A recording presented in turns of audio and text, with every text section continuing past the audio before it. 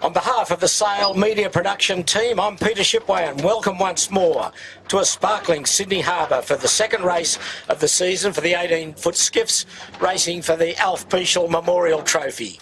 And today's race sponsored by one of the loyal sponsors of the 18-footers, the Royal Oaks Four Pines. Well, we saw a terrific race last week on opening day with Finport the victor, and I think looking at the conditions, it should be another close and exciting contest this afternoon. Joining me in commentary, firstly, multiple 18-foot skiff champion Andrew Nostradamus Buckland to give his comments on the weather. But before he does, let me remind him of his comments 7 days ago when he predicted the weather today would be a 20-knot southerly. How did it work out, Andrew? Well, you know, that was then, this is now. Things are different. So it didn't work out well, that's what you're trying to say? Yeah, no. Mildly off target. In fact, it's a bit of a replica of last week, Pete, isn't it? It's a gradient-ish, slightly funnily east-northeast. Sea breeze in nature, but struggling to get to the northeast, probably around 065, 075, and so and expected to build a little bit, but water in the harbour quite cool, but still below 19 degrees. You know, pretty warm out in the western suburbs. So we'll see a bit of build probably, and it'll be an interesting day. Okay, well, we're to the western side of Clark Island for the start, and we're a few minutes away from that, and the breeze is lovely, sort of 8 to 10 knots, and on that we'll say good afternoon to Jimmy Bury to talk us through the course and what we're expecting today. Good afternoon, Jim. G'day, Shippo. How are you going? Today's course, they got us on the number 1 northeast course, so start down here at Clark Island, working our way up to the Bichel Buoy. Very fitting for today's Memorial Trophy, so it's good. Down around Shark Island, back down here to Clark Island, then they work straight back up to the Bichel Buoy and a run straight back down to Clark Island. Then the last time up, they go around the Bichel Buoy, round Shark Island, finish in the vicinity of Clark Island. Okay, so it is a handicap race, so the 3 boys come into play. There's, if you're back on scratch, which is supposedly the best boat, and it was last week, Finport. He's giving them all a start today. He will go to the furthest mark, which will probably be the Bichel Buoy, and then the remainder of the fleet will go to the staggered marks, either the closest or the furthest or the middle. So Rag and Famish and Finport are going to the furthest mark each of the 3 times, and we saw seeing Rag and Famish out for the first time. He wasn't here last week. Skipper Harry Price was away in Bermuda doing match racing, where he finished 4th in the regatta over there, but he's back today with Max Paul and Simon Hoffman, his crew.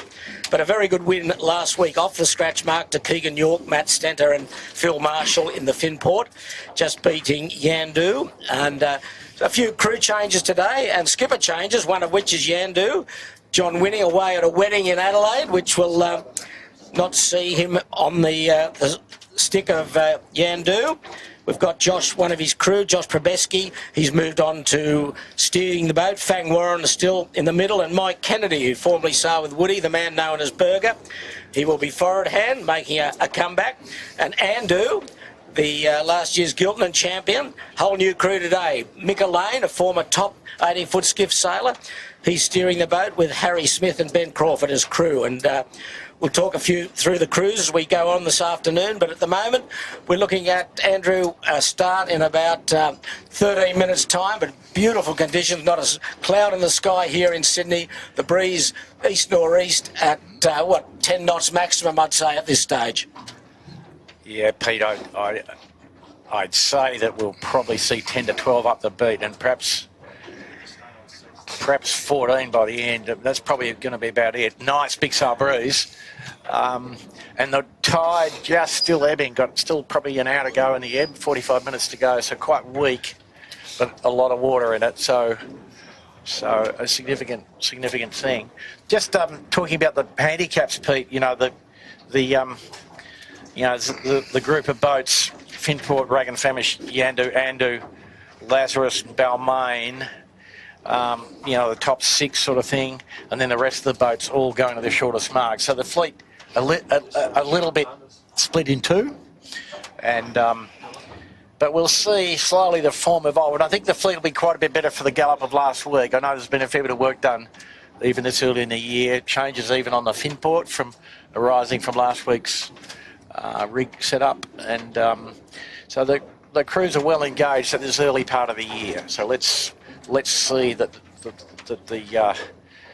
a little bit of practice and a little bit of on the water time will help them a great deal, I think. Well, we're about 12 minutes away from a start, but last week with Finport winning off scratch meant that the whole fleet was pushed out a couple of minutes. Except for the Reagan family who weren't here. Yeah, that's right. That's why they're still on scratch. Yeah. But as you say, 10 boats of the 17-boat fleet will go to the shortest mark each time.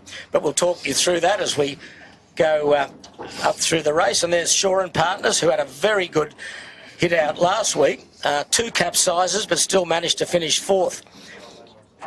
There's Lazarus Capital Partners. Lovely conditions, but we'll say hello to a few of our regular watchers and a few new people. We'll say hello to Noel Sharp from Oslo in Norway, 5:30 in the morning there, and it's 9 degrees. So stay warm, Noel, but enjoy the coverage. And we've got someone here from Connecticut in the United States, John F., hoping for a nicer day in Sydney than we have here. So, John F., stay warm. Ralph Munro, he's a regular from Maclay. Ian Nipper Henderson from Burnett Heads in Queensland.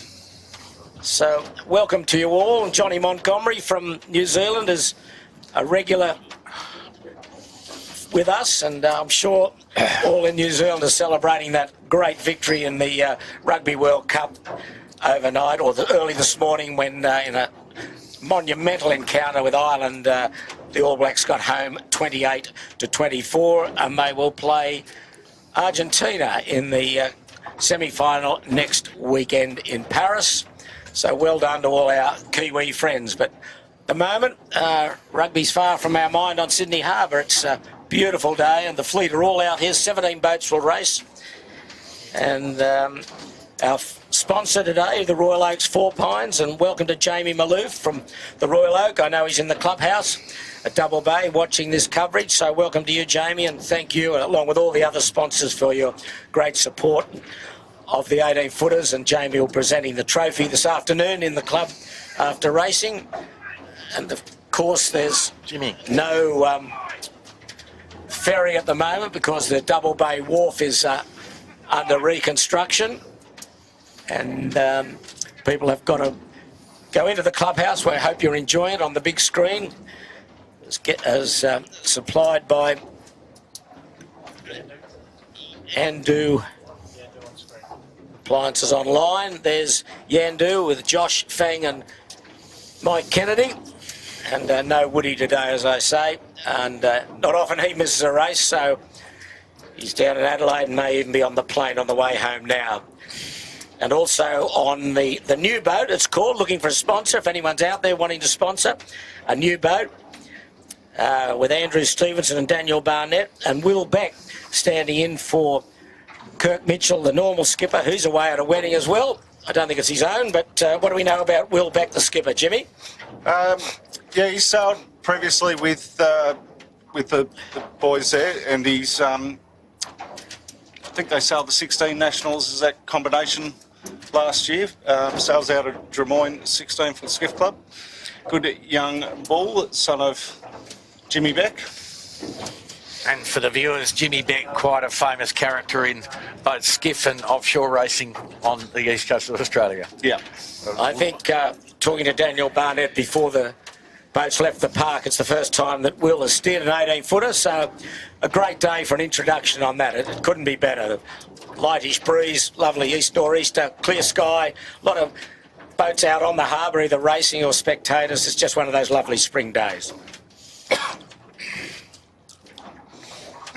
Yeah, I think he had some fortune in the 12s and the Cherub Nationals, young Will Beck.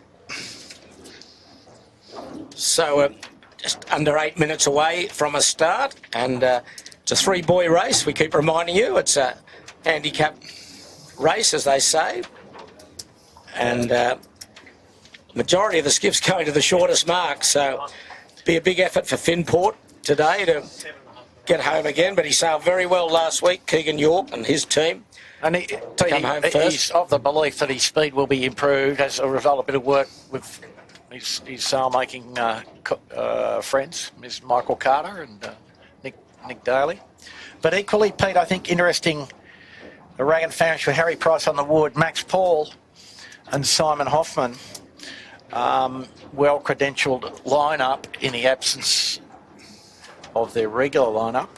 But, so Jimmy, just talk to us a bit. I mean, Max Paul, his dad was a A-grade windsurfer sailor, but Max has come along in leaps and bounds out of a 29er and into the skiff, and he's a tall lad.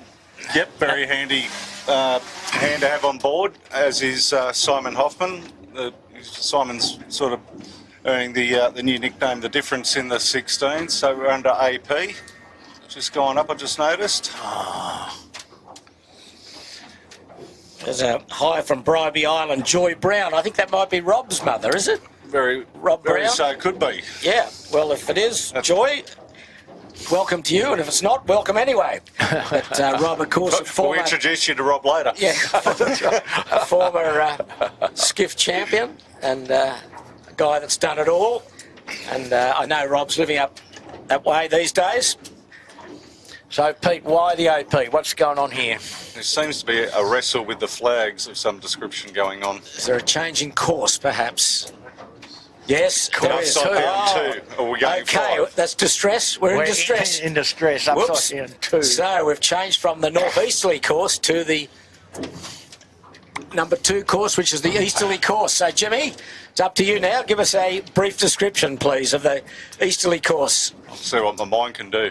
It's meant to start down at Robertson Point, and then go up to a lade mark in Rose Bay, down to Clark Island to a lade mark, run right across the harbour over to Kirribilli to Carrabba Point, work back up into Rose Bay, run straight down to Carrabba Point, up to Rose Bay, and then finish somewhere around Clark Island. But they might extemporise a bit here and start it where they are, Jimmy, I think. Do you think? Well, Possibly. I think the course had to be moved because off the starting line, most of the skiffs are almost laying up to what was going to be the weather mark. So I think we're just on delay here, but it's a wise decision. And while we're talking about the start, we might talk about a new sponsor, Fukaris. You can see their flag on the start boat, and some new equipment the class have got. And let's see what that's all about.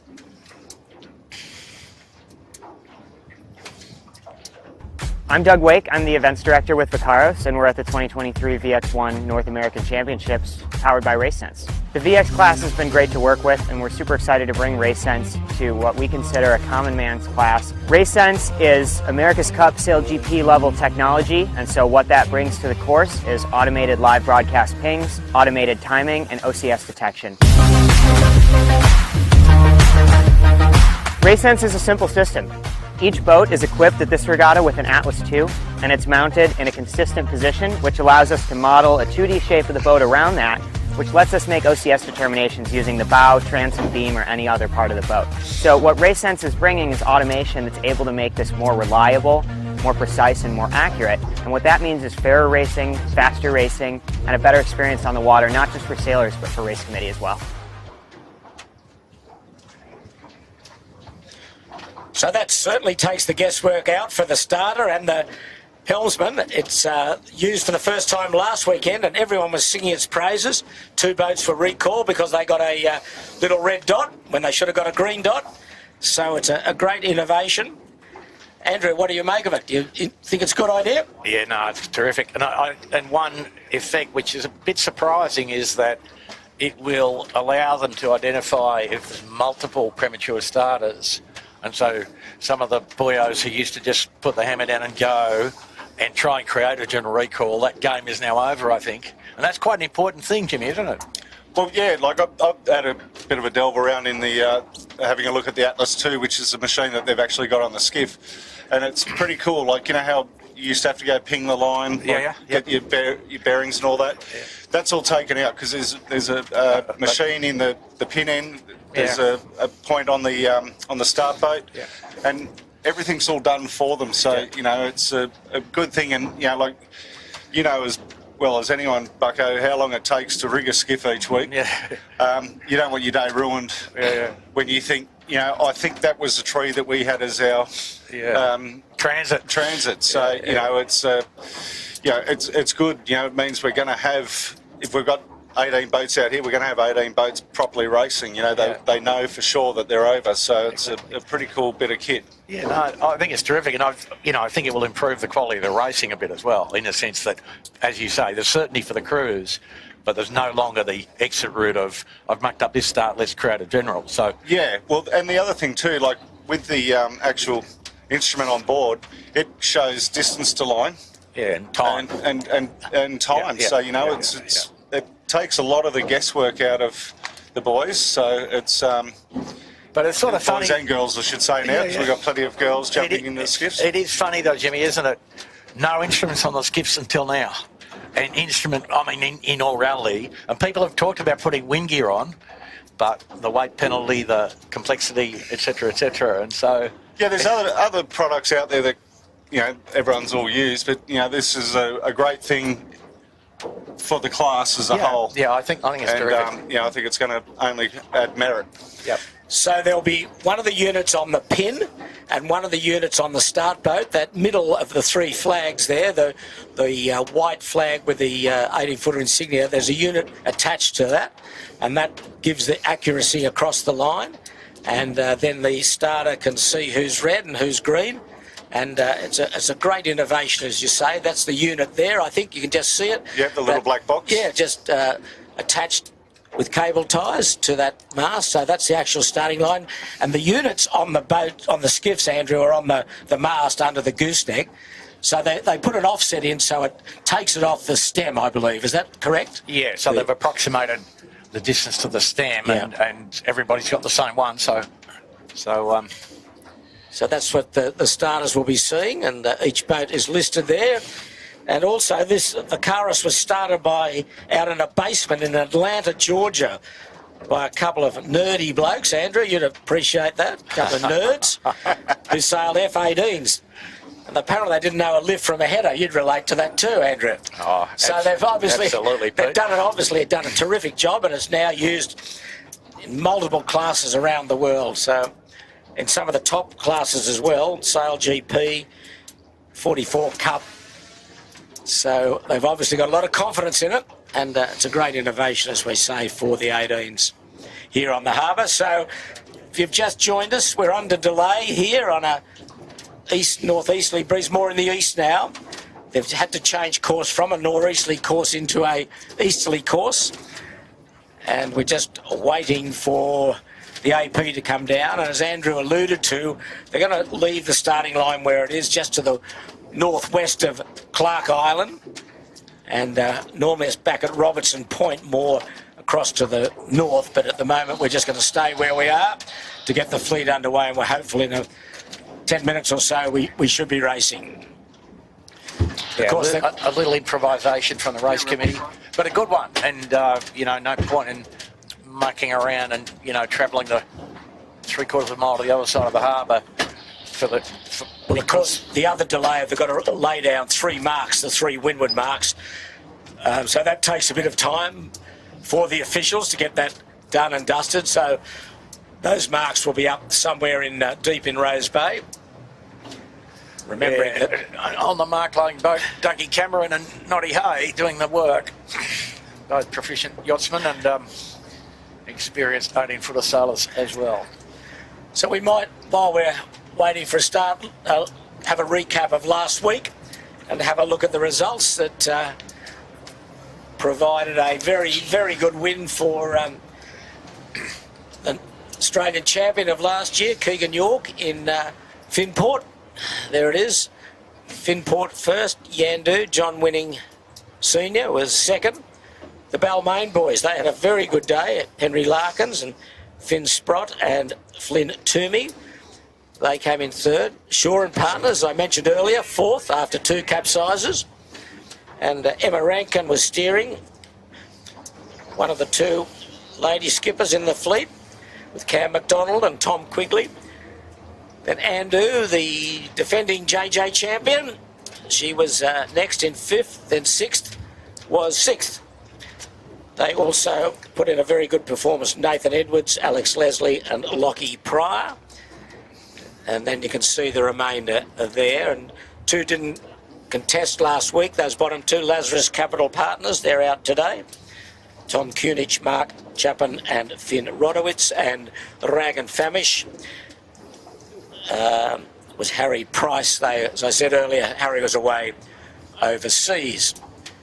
So that's the scene, beautiful scene. The harbour, the city background, the harbour bridge, the Opera House. What could be better? The better will be we'll get the race underway, but the fleet just looking upwind and the AP flag still up on the committee boat. There's today's race sponsor, the Royal Oak 4 Pines. Jacob Marks, Alex Marinelli and Matt Doyle.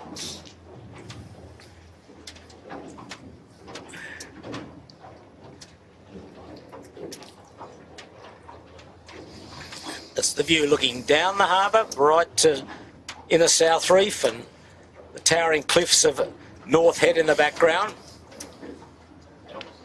And that's the opposite way. We turn around and one of the great sights of Australia, if not the world. And we're looking for the AP. I think it's down. We'll get our time clocks going. And we get the atomic clock out this week. Boys, we were a second out, they told us last week. Well, we don't have to worry. Mr. Vacaros helping us on the start line. You don't even have to guess now, Andrew. No, we're on GPS. All we need is someone to predict the weather for you, and you'll be right. You don't have to do anything. That's right. That would be ideal. I'll go on holiday. The AP's still up. Peter's I was wrapped tangled around. up. Sorry, it is still up. It's one of those I was middle of the getting night excited. jobs as Yeah. you're when you're doing an offshore race. Self-furling AP. I was getting excited. Well, Pete, they must be just waiting for confirmation that the marks are in up the top. That's Yes, I'd say that's the case. they're pretty A fair set. bit to move up there.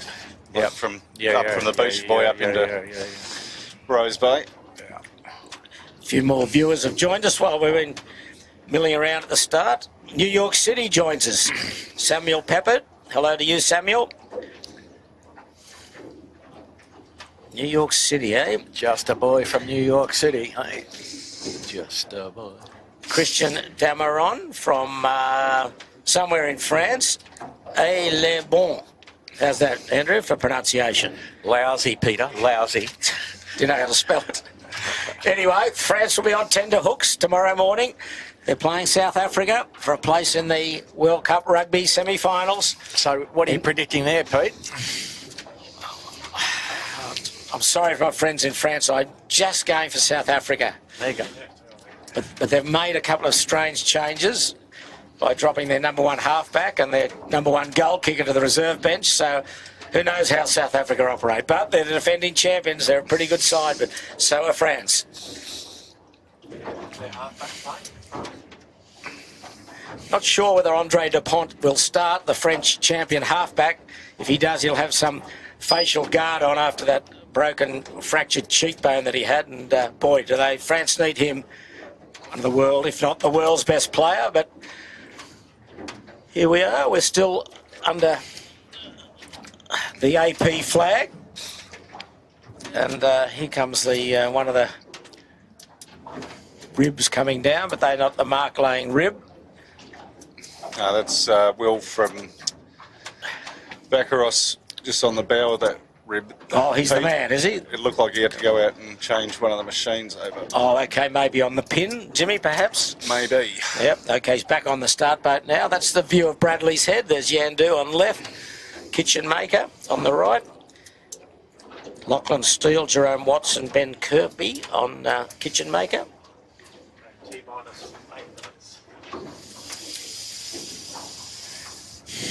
Looks as though we've got a race time of T minus 7 minutes 45. So that would mean the AP will be down very shortly. No, they're not happy. They've turned the time off again on us. We're getting edgy there. Lovely. You would have raced on that sailing ship there, Bucko, in the background, wouldn't you? I helped you make the sails for it, Pete, didn't I? They look a bit baggy. Oh, dear. So what have we got in tide, Andrew, today? It's just getting towards low. Jimmy's got his magic screen up here. So, yeah, we're in the last 1/16th of the ebb. Okay, and how high or how low is the low? Is it a low or? Yeah, no, it's a decent rip, 0.3 or thereabouts. Okay. So there's been flow, that's for sure. And it looks like somebody pulled the plug out fully, over there at the club. Then a 1.4 high. Yeah, It's about 9:30 tonight. Yeah. So we'll start to get a good rip in as the day gets underway. Well, they're working on unfurling the AP, Pete, so... Okay, we've got a race time back, Shippo. Okay, we're T minus 6.6 minutes 20. And a few more viewers coming in from the United States. Keith Statton from Chesapeake Bay. Wet day's coming, glad to see us, he says. And Grant Goman from Rapid Springs in Michigan. And Ethos Rot or something reporting from Texas. Okay, AP down. We're getting underway shortly. Chef Irish from Pennsylvania, hello to you. Good question asked from Paul Donnelly. Are we going to see Sean Langman this year, Andrew, racing? I'm pretty sure. We will? Yes, we will. He barely got his boat into complete order by the end of the Gilpin last year. And he's committed some pretty solid resource to it, and I think you'll see him back. Okay, well, we'll get a definite on that for next week for those that watched Noakes over the years, and Sean Langman being a very, very strong competitor. But we've got Noakes Red out here today with Andrea Davey, Caitlin Mulquinny, Ed Rigby and Beck Hancock, sailing four-handed today. Yeah, they got themselves tangled in knots a few times last week. Yes, but they did. It'll take them a while to straighten that out. Okay, 5 minutes to go for race 2 of the year. All right, Pete, trivia question for you. What was the last four-handed skiff back in the plywood era? Did Michael Chapman have a four-hander? Well, you're close.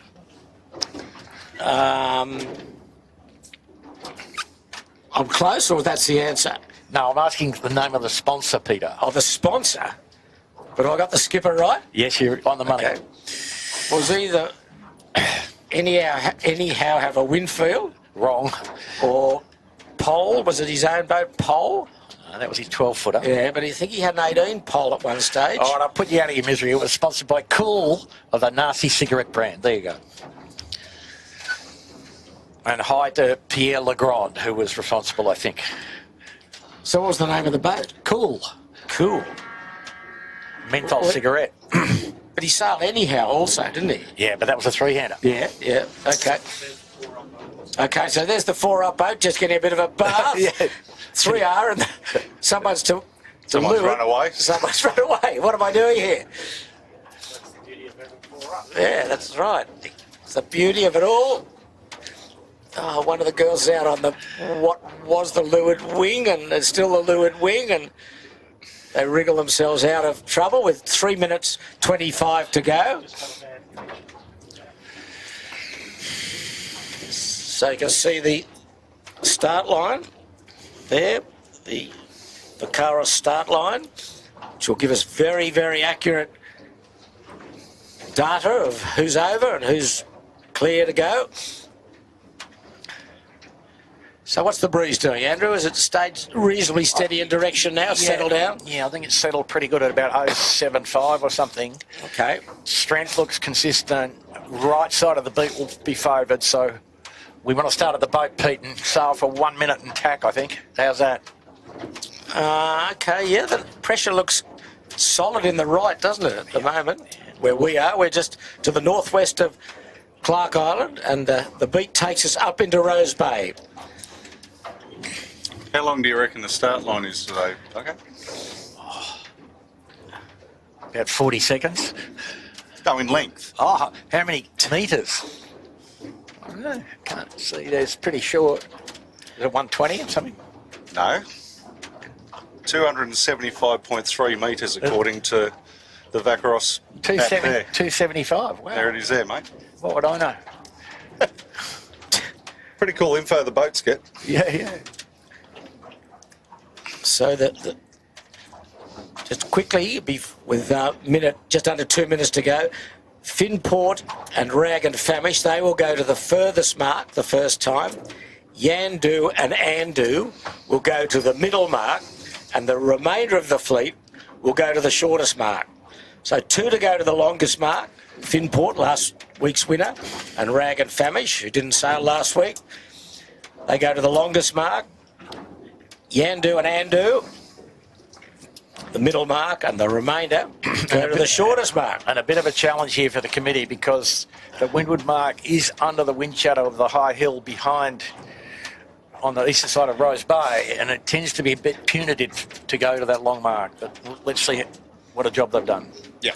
Remembering that a new skipper on Yandu, a new skipper on Andu, or different skipper, and also on New Boat. Okay, there we go. 1 minute where we like Andrew. They're stacking up now. Where you like the committee boat end? First point to make is they're looking well behaved. Yes. And the fleet is a little bit stacked up towards the committee boat indeed. No big deal, I don't think, either way, but... Okay, it's a sparkling harbour, as you can see, and we've got 36 seconds to go. And the fleet is very well behaved. Yes, it is.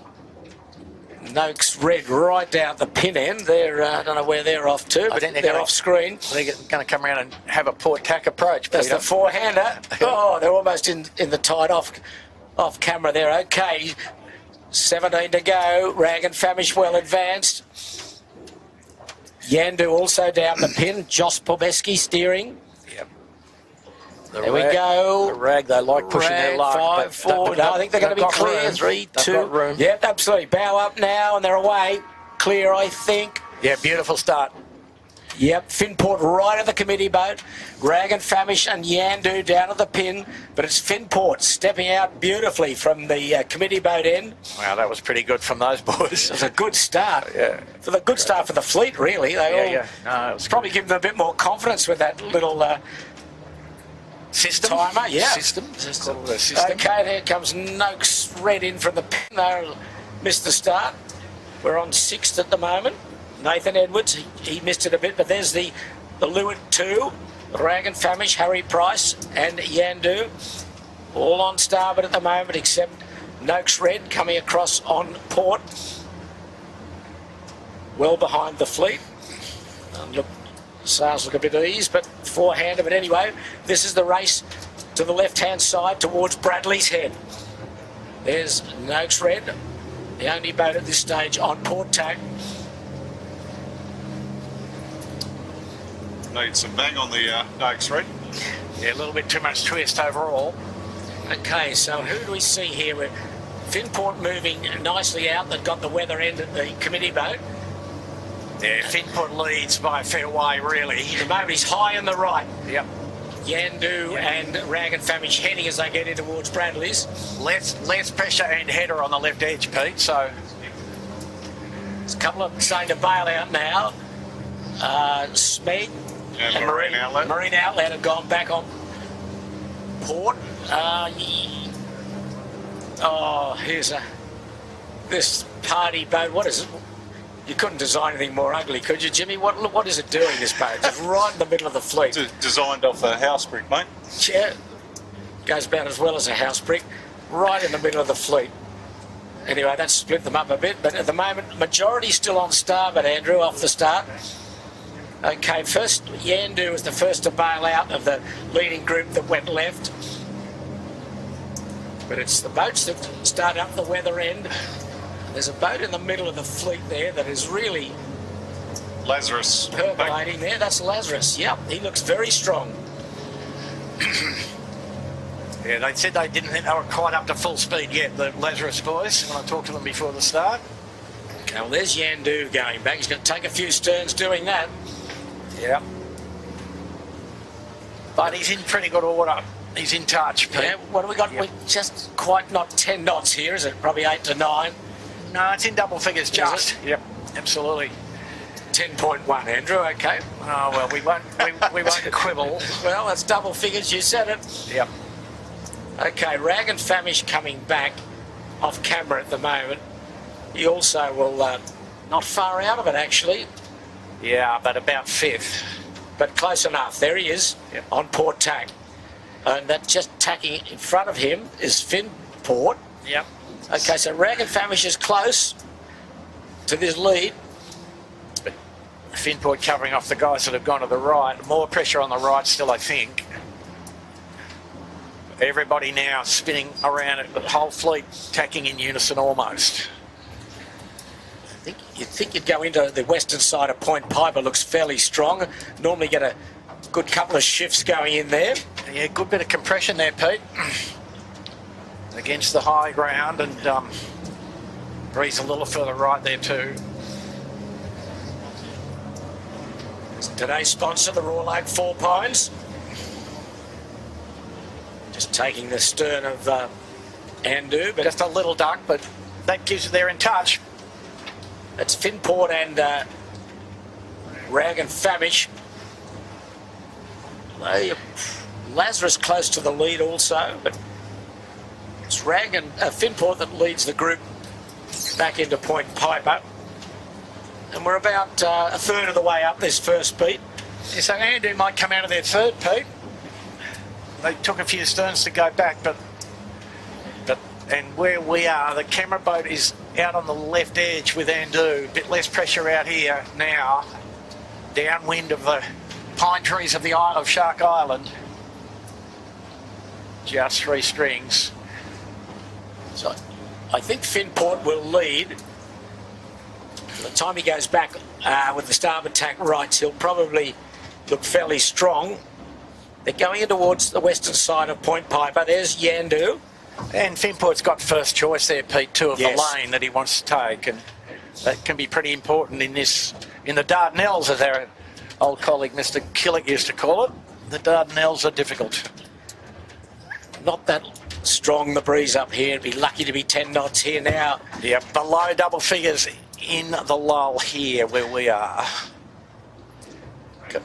There goes Rag. Lazarus has crossed him quite clearly.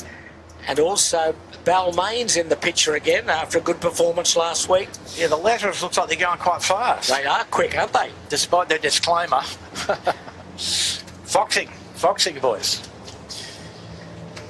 Just over here, next to the new boat, the see Dan Barnett is in the bottom of the boat trying to rebuild the Vang. It Vang. looks like the Vang blew up on him. Yeah, it looks like it. The usual new boat travails, but Yeah. Okay. hard to sail these boats upwind without a Vang. Okay, the leading group bouncing off Point Piper now out into the area between Shark Island and the eastern side of Point Piper. Lovely day on the harbour, not that strong a breeze, lucky to be 10 knots. There's Yandu, Rag and Famish. Third, as we look at it from the left, is Finport, the race leader, I think. Where did Lazarus end up? Out of all that. No, he's in the mix. Just behind Finport. Yeah, in line. Oh no, just on the hip of Finport. There's Lazarus with a red logo on the sail, doing a nice job. They're quite quick. They could be close to the lead. As Rag and Famish tacks. Not the greatest tack from those boys.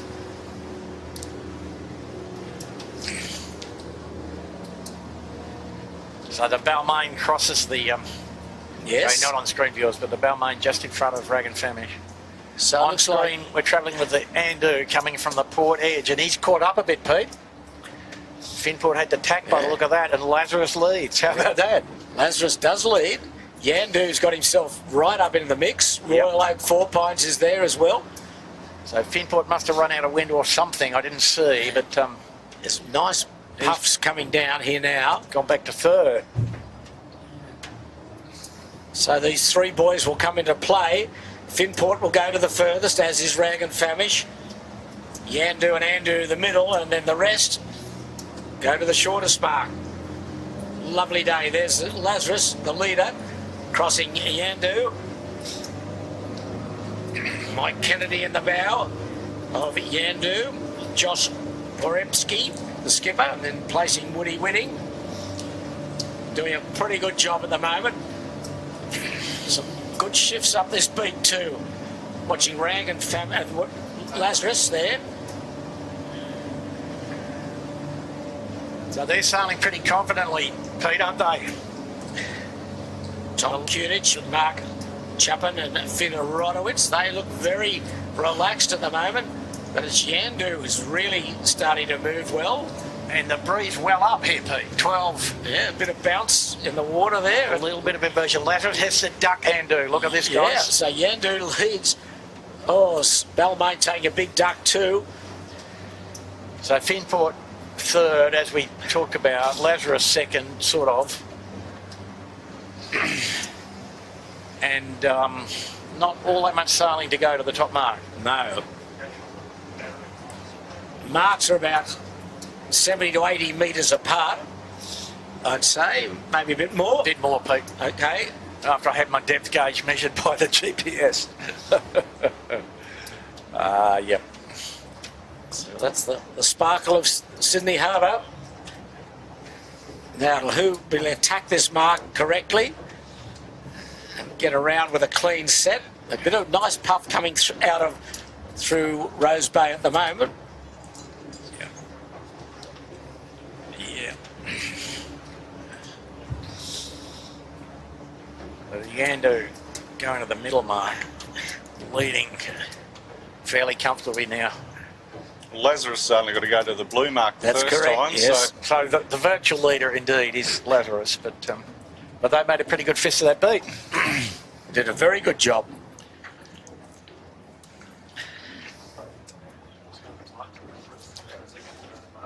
So Lazarus actually overstood a little. Breeze a long way on the right. Good pressure coming for them. There goes Lazarus around. Marine Outlet in the picture too. John Cooley, he'll be second on the water. Balmain probably third because they're all going to this shorter mark. Okay, Lazarus leads. That's the second bad tack from Balmain there, Pete. Yes. Marine Outlet right on the hammer of Lazarus. A week of tacking practice, Jimmy. Royal Oak snuck in there in third. Lazarus with a problem, got the spinnaker sheet to the wrong side of the spinnaker. Balmain fourth.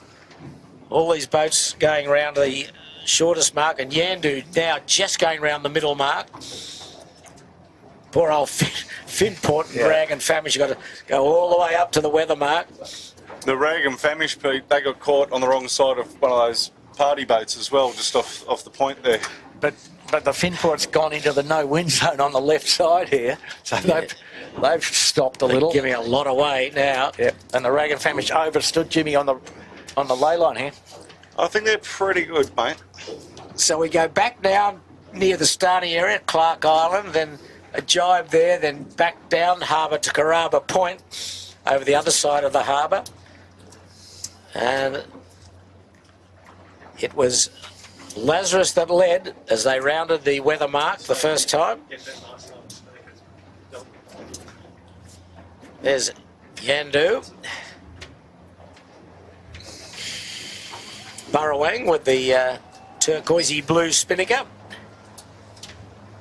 The yellow spinnaker belonged to the 18-footer bar and restaurant.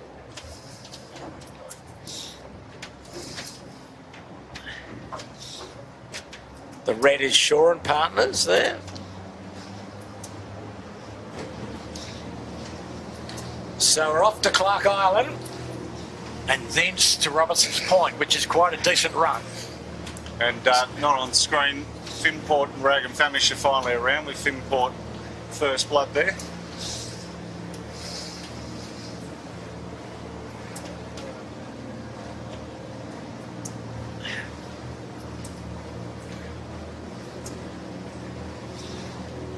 So do we favour a side down here, Andrew? Looking downwind, where do we go?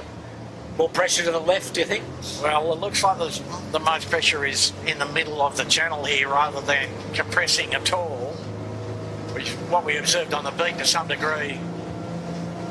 And I think it'll be a full pressure reach across to Robertson's Point.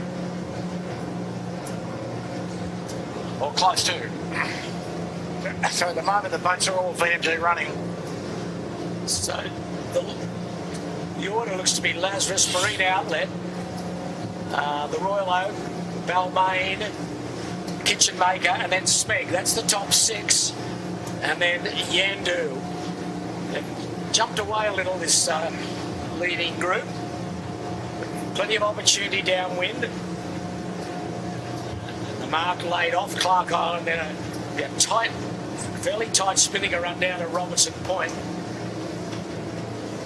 Lazarus protecting the lead. John Curley with Cam Gundy and Charlie Gundy on board, doing a nice job. So for the viewers, they're two of the, the sail area not limited in this class, only Mars Tide and pole length. Two of the bigger number 1 rigs that you're looking at there. Big square tops. Really made for easterly winds. that spinnaker sheet on Lazarus isn't helping their cause, that's for sure. Yeah, so they'll have to go down the whole run and they can only fix it when they take the chute down. You can see the luff distorted on Lazarus, but they're getting a bit of depth now on Marine Outlet. The jibe time will be critical here. Yeah, pretty close to 80-degree jibe angle, so we'll see how they go on that. Okay, where's the mark? Okay, I see it.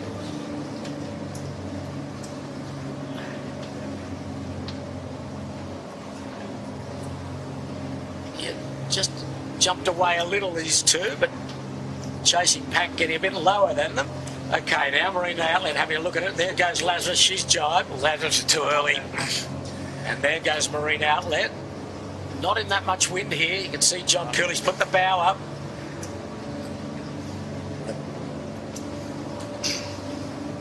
Just trying to get those battens across, set, but Lazarus is around and gone, but she's not laying the mark.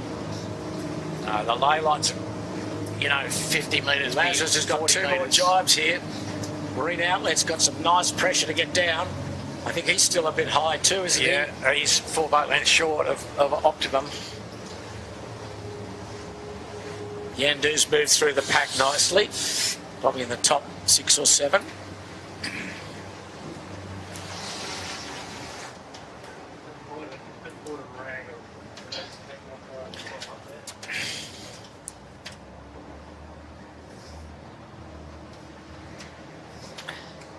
There's Royal Oak in down pressure.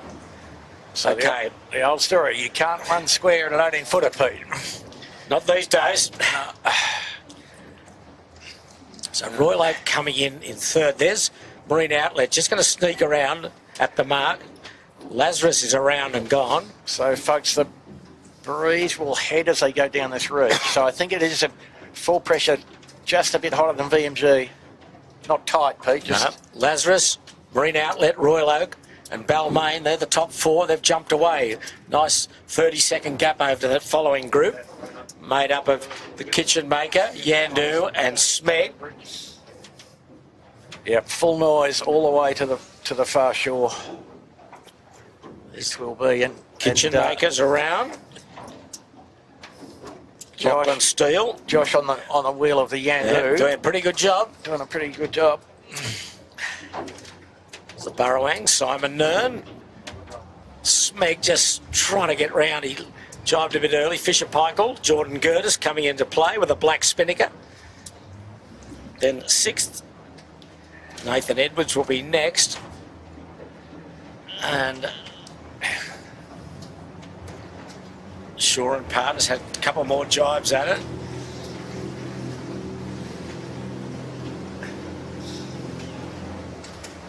And surprisingly, or not surprisingly, whatever way you look at it, the two scratch posts. Back markers are last and second last.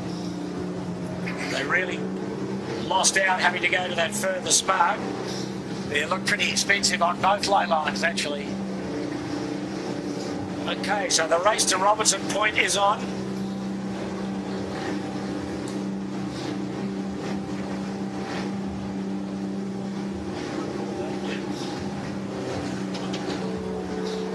Don't forget Nick Lane steering Andrew in replacement of Herman winning today with Harry Smith and Ben Crawford aboard.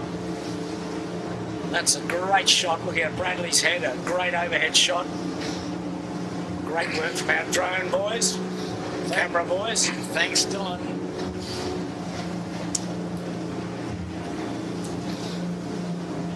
So that's the leading pack, screaming down towards Robertson Point. Going to be a long beat the next one, Andrew, back up into Rose Bay. Yeah, tricky too, Peter. A lot of snakes and ladders, a lot of opportunity for passing.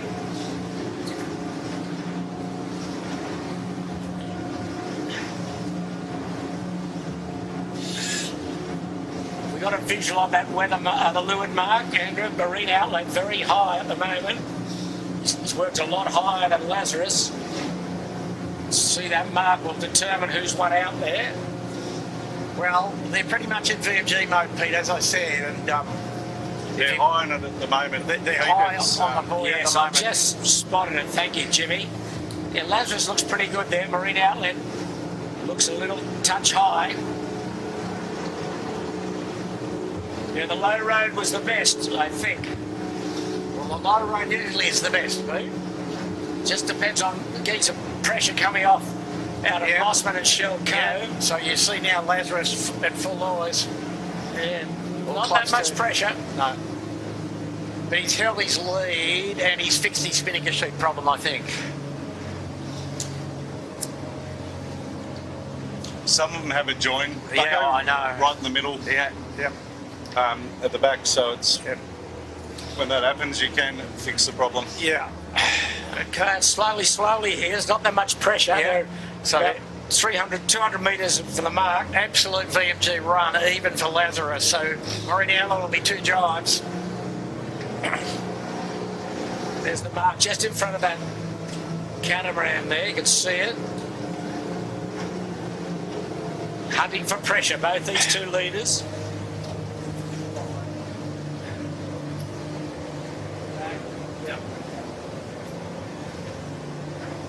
So the other problem on the Lazarus is the luff of the chute is also too tight. Yeah, it looks... Something's wrong, isn't it? It's... Yep. Like they've got the wrong spinnaker or something. Okay, No, well, that spinnaker sheet's still around the front. Yeah. Looking at the drop. Yeah, you're Yeah. quite right. so they're dropping, and They're having a bit meanwhile, of trouble they have a lot of trouble. getting it off the And floor Marine start. Outlet will lead. John Cooley's done a pretty good job there. Oh no, this catamaran shippo Oh, at the mark, dear. Yeah. just off screen. You can see it's washed. There it is. Lazarus will get around Pete in front. Yes, he will. He just nicked. Oh, I don't know. I think. No. Marine Outlet's got a boy room. Yeah, maybe you're right. Yeah. Oh, look at those waves here. Tsunami. Oh, Off one of your good mates from the Yeah. Kumquat Club. yeah. Off to Bankstown panel beating shop. There we go. Here's Marine Outlet around just ahead of Lazarus, who will tack. Yep. Oh, gee. Did he see Royal Oak? The breeze has gone left here. That's what's Hard happened. left on Yeah. the left edge. That's Indeed. what's happened. Yep. Come on. So it's Marine Outlet, Lazarus, Royal Oak, Balmain, Yandu, all in it. And here comes the Kitchen Maker. Not far away is Smeg and the Burrowang Hotel. So the fleet rescued by the header off the shore. And there's good pressure coming out of Yeah. Athol Bight area too, Andrew. So nearly northeast on this Yes, edge it here. might be. At this stage, they're almost laying, but a lot of tricks yet to come as they get up in towards Point Piper Rose Bay as Smeg's around. Then the Burrowang behind them. So this just probably turns into a bit of a drag Yeah. race, Pete. You've got to sail all the way to the far shore to the header. Lifted for the first half of the leg on port and then slowly heading Slide into the header and Point Piper. okay, that's Fisher Pike all round. Now sixth is round. Nathan Edwards. And then Shaw and Partners will follow him with the red spinnaker, just dropping now. Skipper is Emma Rankin, who did such a terrific job last week. She's still in the hunt here. And here comes Andu with Mika Lane making a bit of a comeback in place of Herman Winnings. A whole new crew aboard this boat today. Oh, Rag and Famish has got himself into third last. 18-footer Barn Restaurant second last. And poor old Keegan York. No, he's not last. Oh, no, who's... Oh, that's the new boat. And then right up Point Prosper is no thread. I do apologise, Keegan. You got a couple behind you, but you got to go to the longest mark again.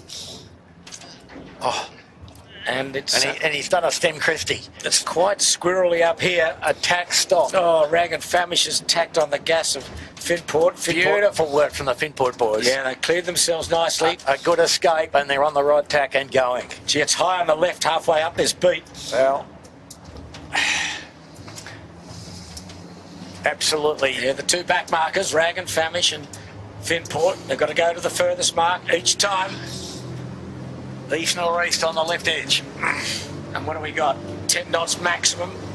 Oh, 10, 12, Pete, still. Oh, 12, okay. Yeah, Oops. yeah. Getting into the high numbers, Pete. Yeah, high double figures now. So there we go. We got a bit of data off the boat at first.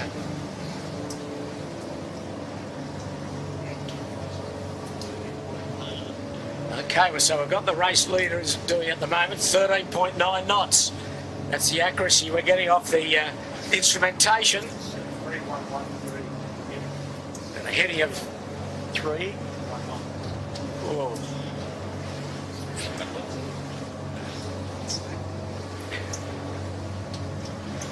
So we'll get some more accurate figures when they're going downwind at top speed. But there's Lazarus, Marine Outlet. John Cooley leads the race. So I think we might need a bit of compass calibration, Pete.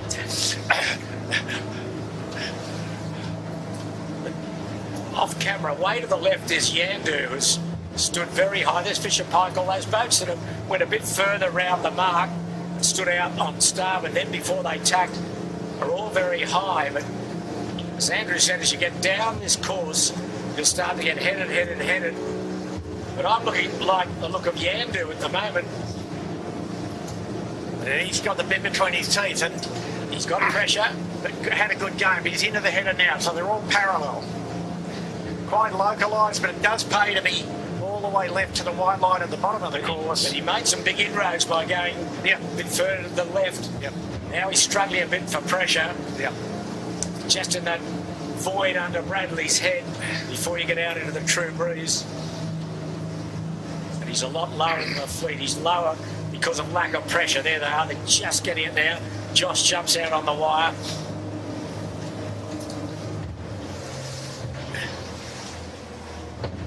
So it's a race in 5 at the moment.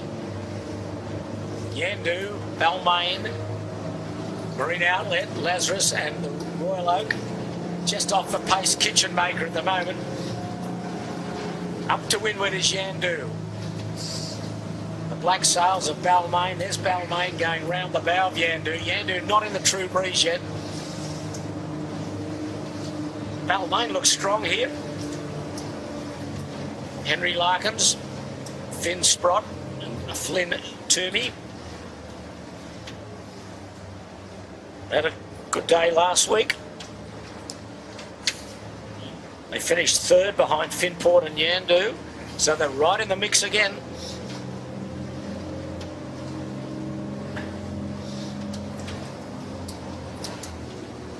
Harbour's cleared dramatically, looking upwind. There's very few boats, either racing or spectator boats, so it's a nice runway for them. So top of screen with the dark sails is Balmain. Down in the foreground is Marine Outlet, who led at the leeward mark. Doesn't lead anymore. No.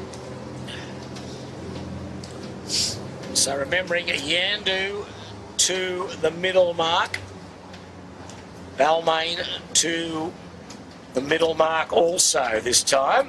Interesting. Show that. And Marine Outlet to the closest mark.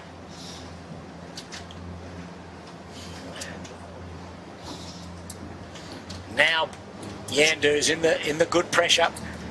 There's the marks they've got to go around. Red the furthest, white the middle, blue the closest. So I can see Yandu, white, so middle, and then the furthest. Balmain, shortest, and then two middles. Like playing dominoes. Andrew, you any good at that? Oh, world champion, nearly.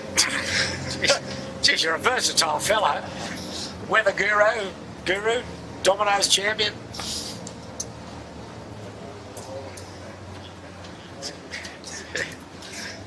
Meanwhile, back at the racetrack, I think it's Yandu leads here. Who gets the header first will be the critical one. They've really stepped away from the other two boats, or three boats.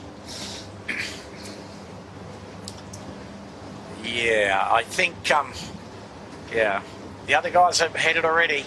They've got a bit of pressure. Yeah, it'll be interesting to see Marine Outlet. He's right in sort of much closer to Double Bay. Can't see him yet. Balmain just got into a bit of funny stuff there with a power boat or ferry wake. With a ferry wake problem for Okay, in the background, you see the three boats in the background, led by Marine Outlet, Lazarus and the Royal Oak. They're going to come back, should have come back okay on starboard, but I think it's still Balmain and Yandu will have their noses just in front. Breeze looks like it's just turning left a little bit, Pete. Well, you'd expect that, wouldn't you, as the day goes on, I think? Well, not when it turned right at 3 o'clock. It's going left now. Stick with me. Yeah. Like, how's the 20 knot southerly going? Bugger? Just a little. It's down at Gobo Island, I believe, Peter. Yeah, didn't get here. Just remembering the ferry today, no ferry for a number of weeks while the Double Bay Wharf is under repair. So if you're watching in the club at Double Bay, we say hello to you all and hope you're enjoying the coverage on a lovely day. And the Upper L Sprints are sliding down well as we're watching Yandu and Balmain. Oh, they're going to have a nice lead, these two now. Looking at the fleet coming off Point Piper. They're not coming back on anything great at all. Yeah, there's Marine Outlet. And a little bit less pressure by the look of it. Yeah. The left paid and the kitchen maker's jumped himself into third spot. Smeg's just behind the camera cat as well, Shippo, so they're... Well, he went left as well. Yeah. And I think the other one's burrowing is way in the left as well, so they'll... He likes a few corners, old Simon. He's fresh from his ocean racing success over the weekend. He raced on URM on the Tollgate race to Bateman's Bay and back with Marcus Ashley Jones. Second to finish. Amongst others, indeed. Yeah. Decent old sail, Pete. A poor man's Montague Island race, we'll call it. Okay, well, there's Lazarus and... So, Pete, I think notably, with Josh on the stick there on the Yandu, they've been letting it rip. They've really been sailing pretty fast through the water. We'll see a cross in the moment between Balmain and Yandu. Yeah, I think Balmain's across him. I think he's got starboard tack rights. Yeah, Yep. Balmain leads. Yep. Just barely. Nothing in it. So both to the middle mark. And next time, Yandu's got to go to the furthest mark the next time.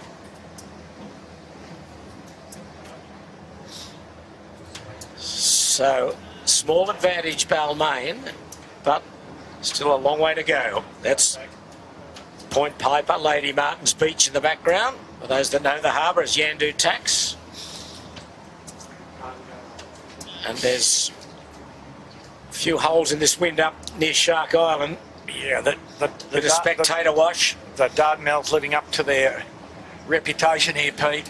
Very spotty. Yeah, Coming out on starboard, he'll cross Balmain, I think. Just a bit more wind on that edge.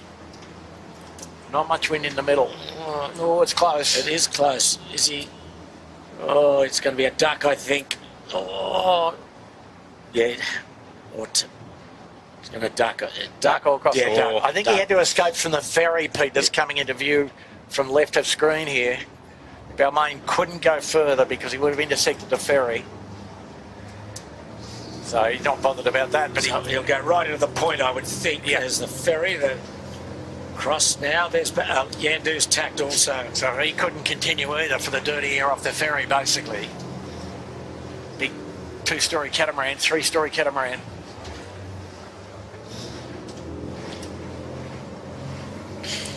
Josh Poremski steering today, Yandu. With the Burger in the bow, Michael Kennedy and Fang Warren on the sheet. So looking at their setup there, looks pretty good. They're not up to full rig tension, Pete. They've got a bit of headstay sag. Well, they were good last week too. They were second behind. Bit of a challenge here for Balmain It's pretty light off the point where he's tacked. to not sail out of the pressure. Exactly. That's what he's done. He's sailed right out of the pressure. Yep. Went too far, and the boys on the Yandu have looked up and gone, pressure coming from the left up the track. And a bit of powerboat interference as well. Bloody bow down 46-footer, just giving the Yandu boys a bit of a tickle up. Okay, well, the remainder of the fleet are still in touch, which is good news as far as the race is concerned, because majority of those will go to the shortest mark, including Lazarus. No, he'll go middle, I'm sorry. Lazarus will go middle, along with Balmain, Yandu and Andu. Yep.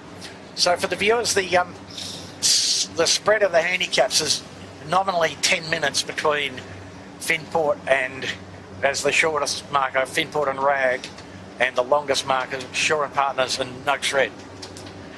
But that will stretch out as they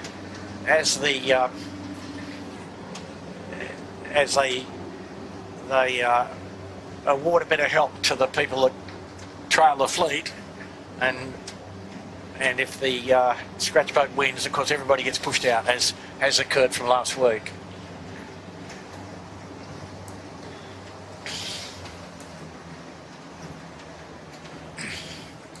Lazarus closest to Shark Island. Quite light up here now. Yeah, it looks a bit perilous, doesn't it, Pete? Certainly at the furthest mark, it looks perilous. Yep, plenty. Oh, Balmain's got himself back in front here. Yep, more wind. No breeze on Yandu. Found more wind. Oh, dear. Breeze in the right here, Pete, where we are. How's that? So Yandu takes us stern Guess there. has to duck, but no harm done. Just going out to the right here where That's pressure. where the pressure is, yep. On the camera cat, we're on the right edge in the middle of a little puff. And it generally doesn't pay to go to this mark from the Port-Tack lay line, does it, Jimmy? No, mate. Generally have to go to the starboard lay. Just watch him. Yep. There's Yandu tacking. Oh, there's a few little puffs coming, but they're nothing dramatic. Okay, Yandu's got it. Just got one there as he tacked. Yeah, really the most important thing is how much wind you tack in. Balmain's going to be ugly coming back there at the moment. Yeah. He's underlaid. He's got a starboard tack. Yandu's in high, strong ride. He's pressing on the jib to get to the mark. Lazarus got a... Balmain's had to duck. Slow down or duck or something. Oh, there's a good little puff here. Yandu. Some pretty accurate sailing from the Yandu there. Yeah, good job, Josh. Balmain, there it is, it's close. With Lazarus not too far out of it. He's got back into the game here, Lazarus. But meanwhile, Marine Outlet will probably almost lead on the water because he's going to the shortest mark. There's the Spinnaker set. Not too good on Balmain. Just caught behind the batten of the jib. Caught on the jib. Not up to A-grade standard there, boys. Okay, well, Marine Outlet's back in front by virtue of going around the shortest mark. Kitchen Maker second. Royal Oak third. Smeg fourth. Then probably Yandu, Balmain and Lazarus.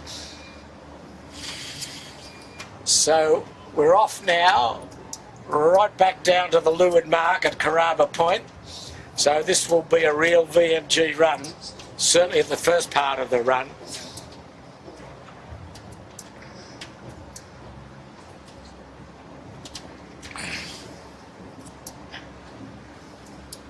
Finport was a big improver coming upwind here, but of course he's got to go to the furthest mark, and boy, he'll give away a lot of distance by doing that.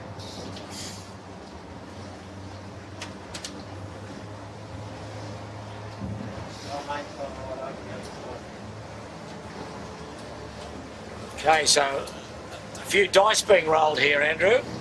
Well, like we said, it's a tricky bit of water at the best of times. And VMG run all the way back down to Robertson's Point, and just how you get out of the lighter air at the top mark. There's a couple have gone right by Shark Island. I don't know whether that's the move. There's a big lee under there, but anyway, let's see how it all pans out. Nervous from the work up where it was in the more northeast over there. Left. Well, if they get through there, Lazarus and Balmain have really got to jump. Holding the pressure at the moment. With header, Peter. With header, they've just rolled around the front of the pack. Yep. Boy, that was a gutsy move. But at the moment, it's paid off. Not too far from having to jibe, I don't think, but they could potentially go all the way to Bradley's. Big loser there was being Yandu. Yeah, leaving out a bit when they jibe. Watch this. Yes. Oh. So Yandu got a bit ambushed by a big power boat Balmain have jibed back. What are they doing? The orange spinnaker. Oh, Balmain in all sorts of trouble. He's capsized. Orange spinnaker, take her down. Don't know why they jibed back there. They came back on port and then all the starboard boats were attacking them. Well, I think they went up too high. They were going to go into the no wind zone, and might have been a communication failure, I'd say. So it's a race in about half a dozen boats. Kitchen Maker, Lazarus, Roylo, Rides up, let's go. Yandu down to Leeward, Smeg's there as well.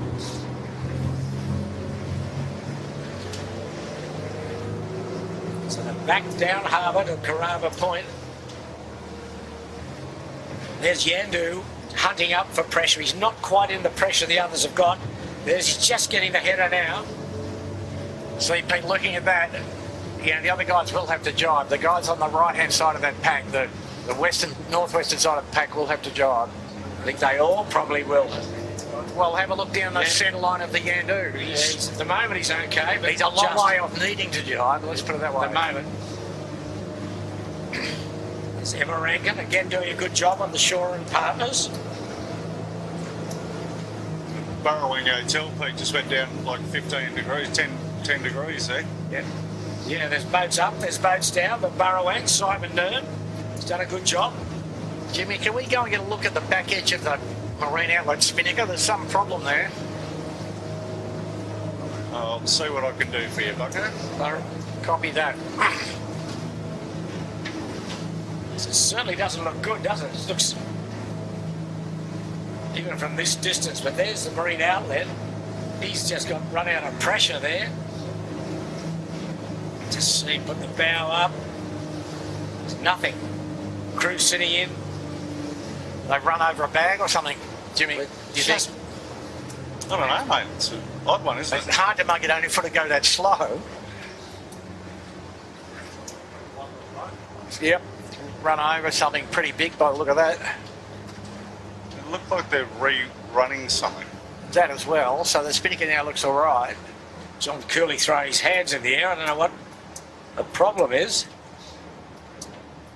Crew all looking around.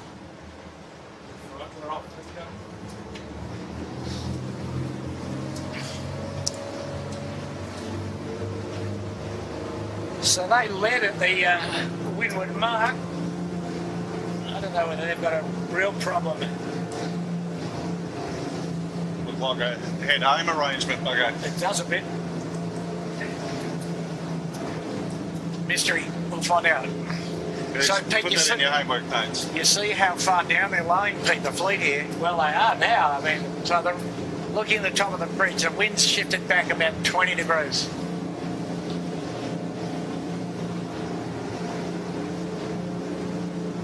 So here's where the rich get richer, Peter. It's a lay up the next time nearly. well, the boat that's come into play, and we haven't been speaking much about him, is Jordan Gertis in Fisher Paykel. He's right up, that's the leading three. Kitchen Maker to leeward with the white shoot, then Lazarus, and then Fisher Paykel. They're just getting into a very soft zone up here. Because I think Marine Outlet is going home. She's still racing into Double Bay. So that's bad luck. They obviously had an issue there that has prevented them from continuing. Now the three leaders have picked up pressure, but Kitchen Maker, Lachlan Steele, Jerome Watson, Ben Kirkby are leading for the first time. So we've got one more beat to go after this. And all these three leaders, Lazarus, Kitchen Maker,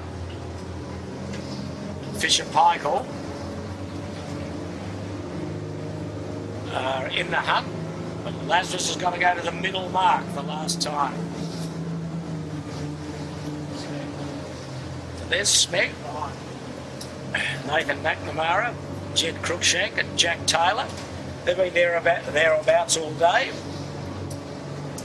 And they're a short mark boat for the next time. They're all getting down nicely now, Andrew. They are indeed. Talking about Smeg, Shippo, I caught up with Ricky Bridge during the on Wednesday. He's just getting back into some skiff sailing. He had a lot of complications after that injury that he sustained sailing last season. So it's had blood clots and you name it. It was had basically 4 months of the wars, and so I know Bridgie's tuning in. G'day, Bridgie. Yeah, glad to see you recovered and back in the 16s with Lee Napton, isn't he? Yeah, Napo's off at the moment. He's had surgery on his spine, and so Pete Mackey's grabbing anyone and everyone. I think yesterday down at St George he used Sarah Lee to steer the boat. Oh, look at this here. Fisher Paykel's Smeg trying to get through the lee of Fisher Paykel's, never recommended, just came to a grinding halt. Big puff coming out of the Athol Bight here for them in a sec, but The bloke has kept his patience and done everything right. It's the Kitchen Maker. he's done well. All these old blokes having surgery, Jimmy, eh? Yep. Yeah, we wish them well.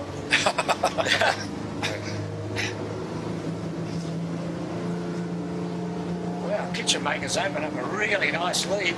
So that's a byproduct of just being about 30, 40 metres further to leeward. Slightly more consistent pressure. It's about 200 metres from the leeward mark. Remind you that the Marine Outlet has gone home.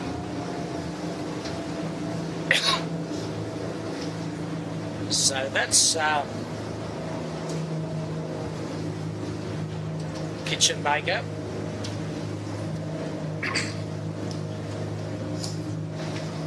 Well, he certainly got rich down that run. Yep. And they got rolling. I was worried there that they went a little bit too bow down, but they got rescued a bit by a puff. And he picked it perfectly from Rose Bay. And looking back in the fleet, they're all struggling for pressure, so he's really opening up a nice lead. And the Kitchen Maker's just got to go to the shortest mark up this last one too, Pete. So Yeah, advantage Kitchen Maker, that's for sure at the moment, but still a tricky beat as we saw last time. Lot to play for here. And we've got a knot in the halyard, Pete. Oh dear. Didn't you get that out? Didn't you get that out, mate? You stuffed me up again. Yeah. Oh no. Stitched you perfectly. No. Talk about doing things conservatively. Yep. It was an early drop. Oh, here come the cavalry. Oh, they're all hunting up for pressure. Oh, phew. Yep. Right on time, Andrew. Yeah, good. Nice. you could have that knot sitting at home and it wouldn't be a problem. You'd have it out in 1 second, put it under a pressure moment of going around a mark, and it takes you 3 minutes. Wow, what's happened here? This group have all had to hunt really high. Yeah, They've got 2 more jibes and in. The Lazarus, or 1 and in. The Lazarus just... And Kitchen Maker didn't dodge a bullet. They judged it perfectly. Pretty tricky. It looks a bit ugly on Lazarus. A bit ugly, Pete. Well, it's I'm being nice to the boys. It's been hit 3 times with the ugly stick. Okay, well, I'm just wondering, because that's the new big rig on that, right? Yeah. So is it the old spinnaker from the shorter rig? Yeah, probably right, Jimmy. These work. Put a man on that. Okay, Fisher Paykel crew under pressure here. Stick her up there, Jordan. That's it. Good drop on the Fisher and Paykel. Yeah, and here Yandu still in the hunt. Yandu's still in the yacht race. And they've done a good job against Andu down the run. But Yandu's problem is he's got to go to the furthest mark the last time. Yep. That's a huge differential we're seeing today in this course. Anyway, he's in fourth spot. At the moment, he's got fastest time, hasn't he? Well, you'd think so. Yep. Virtual fastest time, we'll call it. Royal Oak, today's race sponsor. Jamie Maloof, I hope you're in the club enjoying this. The boys are doing a pretty good job for you. It's the Royal Oak round. Burrowang is next. A bit wobbly, and then there's a good group coming in, led by Shaw and Partners. They'll get their nose round in front of Smeg. Late drop. Nice late drop. Well timed. Oh, there's a bit of carnage going on here. But they had to do that, Pete, the Shaw and Partners. That's terrific. Yeah, I'm talking about sixth behind them. Smeg. That's where the carnage is coming from. A bit overstood. Stand by. Oh, yeah, they've missed it. Don't worry, boys. Just keep it going. So they're going to go back and around. Smeg's around. Andu with Mika Lane, Harry Smith and Ben Crawford getting a bit... little bit okay there. Yep, came out nicely for them. Still light here at this mark. Yeah, it's a bit tricky, but you've still got to get up towards the white light in some degree.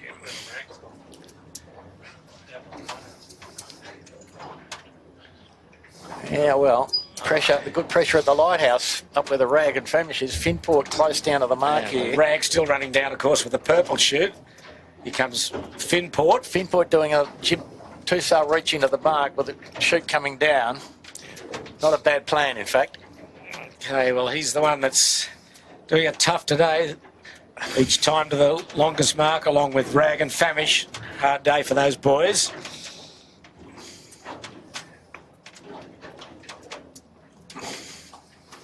Jib batten stuck.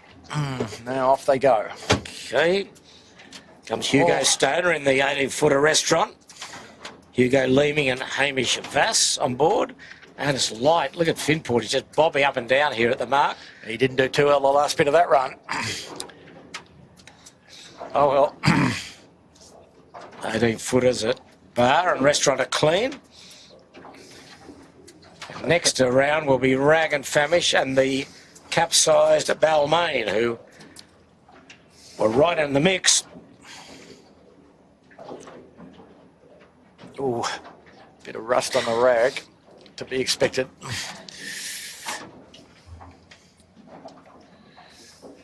Now, Andrew, here's your trivia for the day. Yep.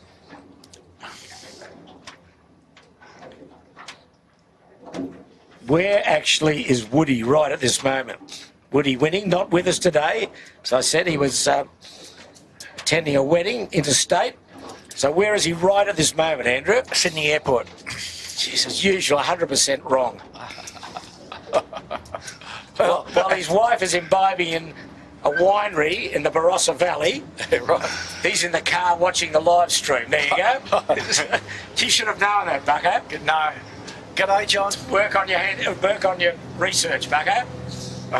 Anyway, Woody, your boys are doing a pretty good job for you. Berger's moving into his work nicely in the bow, and Josh and Fang, as usual, doing a very proficient job. But it's all ahead of them now, going to the longest mark of this last beat. So it's still lightish from the east. Lucky to be 10 knots. Probably 8 more like it. A few holes. And when we left them at the leeward mark, was the kitchen maker, clear leader. And we're just chasing through the pack now. There's the Rag and Famish. The forward end on the Balmain will get away with that bad pack until they tack, right? Because then the skipper will see it. Okay, well, there's Yandu for you, Woody. There's a bit of swell ahead of him. A few of those lovely powerboats coming back from Manly, causing a bit of normal havoc. Fisher Paykel to right.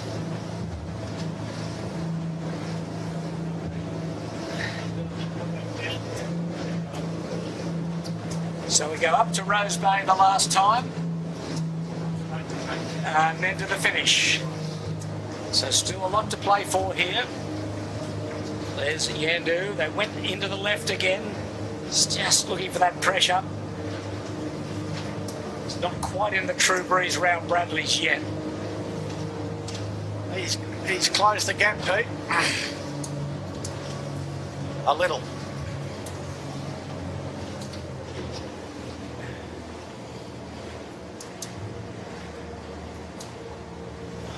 Kitchen Maker's still got a nice lead.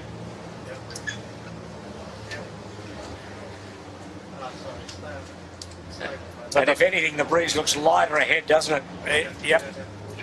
The build has cancelled itself.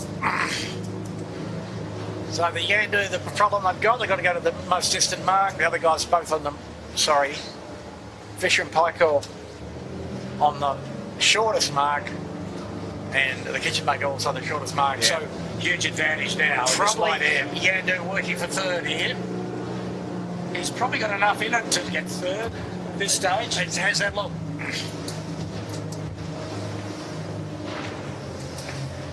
Kitchen Maker in the back of the shot there, they've hit the knock.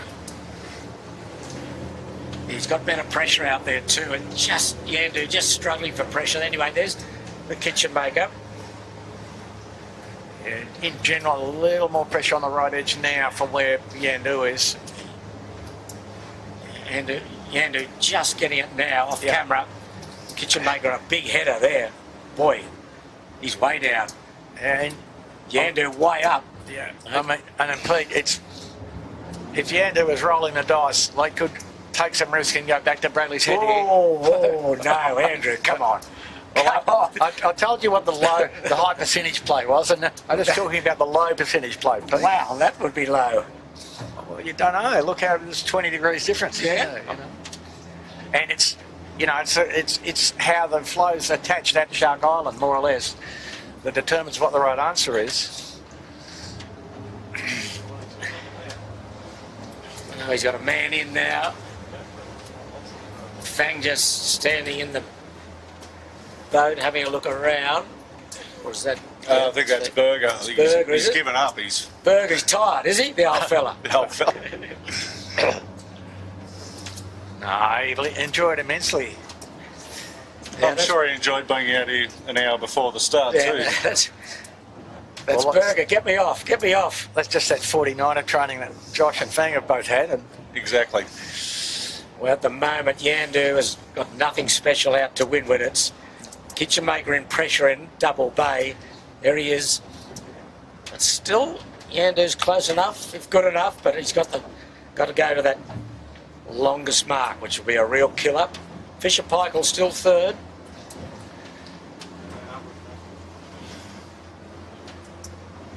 And there's Lazarus. Fisher Pike. Lazarus will probably be third, I think, just.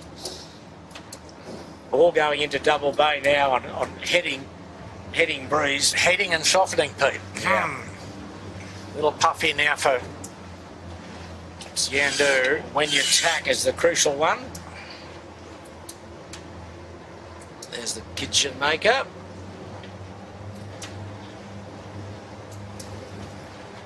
Pretty soft-looking rig settings appropriately on the Yandu, so looking good, that rig.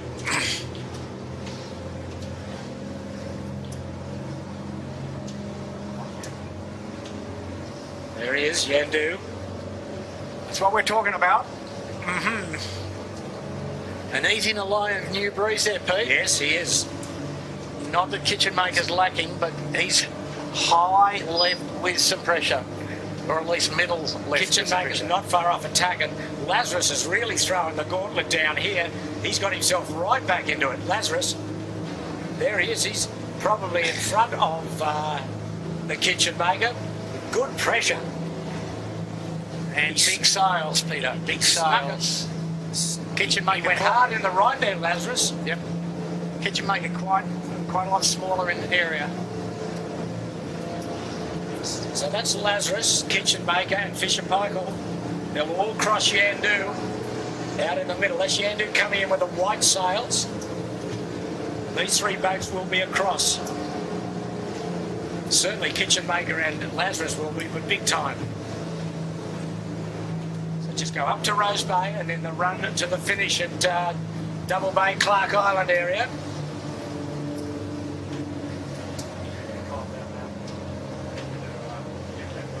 But Lazarus also has got to go to the middle mark.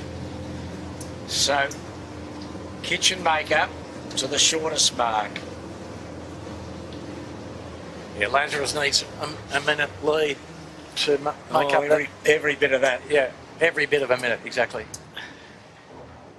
Gee, it doesn't look windy on this edge though, does it? No. We're now on the right edge and looking upwind going, marginal.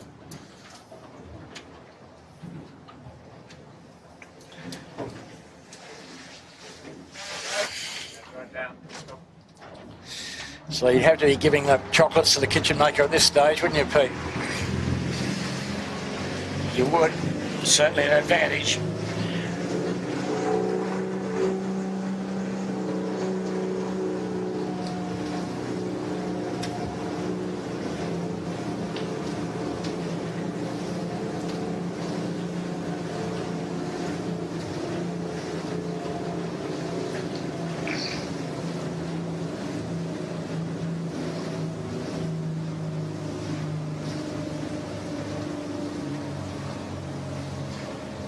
Very pleasant day on the harbour. Probably skiffs would like a bit more wind, but nonetheless, it's first 2 days for the seas have been really good hit out in big sail conditions. Nice to get back into the groove, as they say.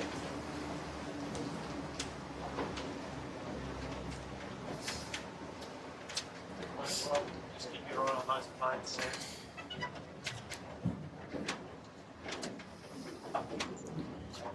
If you can't go with them, Dylan, just hang around the side of the island. So it's light here. It's lucky to be, what, 8 knots? Puffs might be 9 at best. Yeah, not double figures anymore where they are. Just tacking up now the between Point Piper and the marks at Rose Bay, the leading group.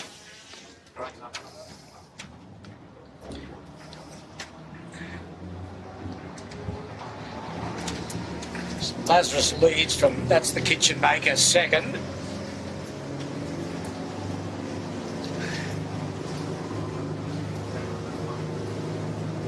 Remembering that Lazarus has to go to the middle mark.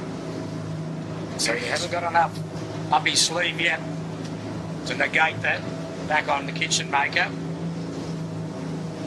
We saw each time up here very tricky at these marks. Breeze coming from all different left and right pressures.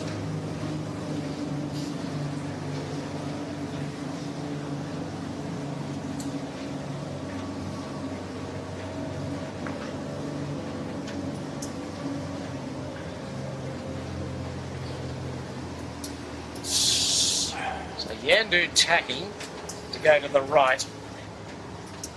Lazarus just covering the enemy, I think, just keeping his eye on Kitchen Maker. Fisher Pike going to left as well. Yeah, the Lazarus got a respectable gap there now, Pete. Still won't be enough at this stage, I don't think. Pressure, nice pressure. Leaning back into it. Definitely got some wheels on that thing, don't they? The Yep. Lazarus. Yep.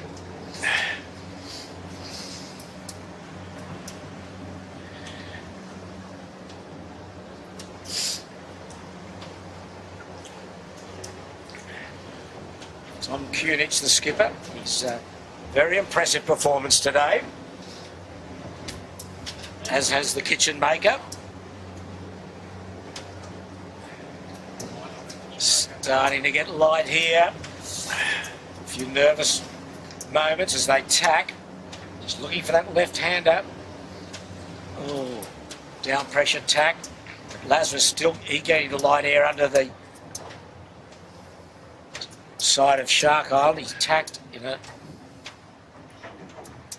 They're sailing that boat pretty well though too, Pete. reasonable pressure. They are. Good execution. Yandu went hard right into Lady into Point Piper and Lady Martin's, and not coming back on anything great. And what do we see looking between here and the weather mark, Andrew? More of the same, isn't it? A few puffs, a few holes. Yeah, no, tricky stuff.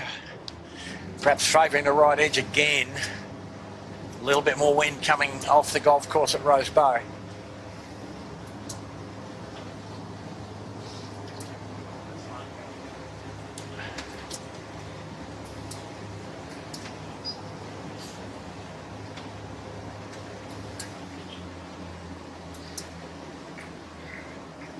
So the kitchen maker nominally off 10 minutes and Lazarus nominally off 5 minutes. And that's the handicaps that have been unwound by the staggered marks. Lazarus have done a very good job up this beat. Yeah, they look pretty fast, Pete, don't they? They do. Always look fast when you're ahead, Bucko. But you wouldn't know all that much about that, Pete, No. Once or twice I look fast. Well, they've stepped away. And Noakes Red, wow, they're almost being lapped. Anyway, good on them, they're out there. Andrea Davey, Caitlin, Ed and Beck. Might have a swim or two to cool off, mate. Four-hander.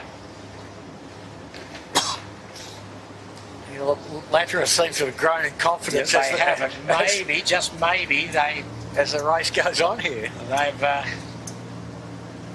might have almost, no, not quite negated the distance difference between the marks.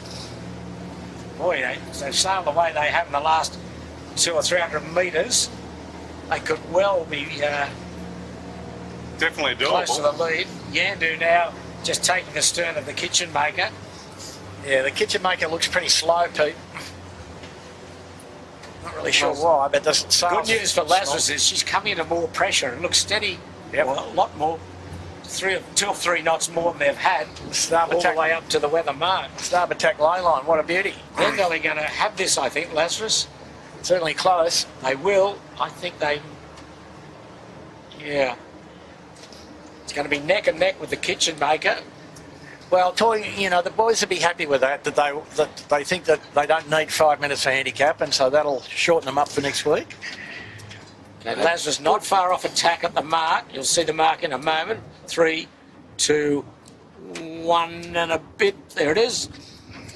Yeah, there. Oh, it's going to be tight here. This is going to be real close. I'm just looking out the have a look at the puff. Have a look at the puff. They're coming too close to the mark. But anyway, have a look at the puff they're coming down on. They're going to almost lead here. It's going to be almost bow to bow with the kitchen maker. Kitchen maker coming into the mark. Lazarus will come into the right-hand picture in a moment. They need to ease the spinnaker halyard a bit. Yeah, that spinnaker, jeez. They've done a Bobby Joy and left the wrong one in the park, I think. Or the right one in the park. Okay, game on. Kitchen maker leads. 3 or 4 boat lengths into leeward. Get that spinnaker up, kitchen maker, in a hurry, or you'll be in second spot. So this is a pretty tricky run too, Pete. Oh, kitchen maker, I've got a snafu in the spinnaker. Got it caught round the jib clue, Peter. I told you about that. Got the halyard, Andrew, you're having a shock. You had the halyard caught. Oh, advantage Lazarus here. So, Fisher Paykel round. Looking at the cut on Lazarus, that is their number 2 spinnaker. No, The clue is quite high. Like, yeah, but Jimmy, if it was number 2, it'd be another metre shorter. I know, but you look at it, it's dead straight. Like, Yeah, no, it's so- no shape in it. I think you're right. It's a taller rig, and it's Well run the leading 2, Lazarus and kitchen maker. Fisher Paykel's round 3rd. Smeg 4. Shaw and Partners 5. Yandu's still going up to the furthest mark, so a good performance from Yandu, but the furthest mark will knock any chance they have of figuring in the place getters. she's setting like a code 0. Tight luff. Yeah, well, here's a chance for kitchen maker to pounce if that's the wrong spinnaker, and it doesn't look right, does it? Well, it's sort of workable. Just look how tight it is. Yep. Down that leach. Anyway, they did a good job up there. They need to look up. They still haven't popped the battens in the head of the mainsail. Okay. And there's been a There they drama go back now. in the fleet too. Fisher Paykel's nearly capsized. But anyway, concentrate on the leaders. Lazarus And Kitchen Maker fight it out to the finish. They're finishing at Clark Island. And can Kitchen Maker run Lazarus down? That's the question. Lazarus thinking about a jibe here. Just going into full VMG mode. Okay, how would you attack here if you're the Kitchen Maker? Well, Lachlan Steele, what do you do, Andrew? Early jibe? You've got to find a puff.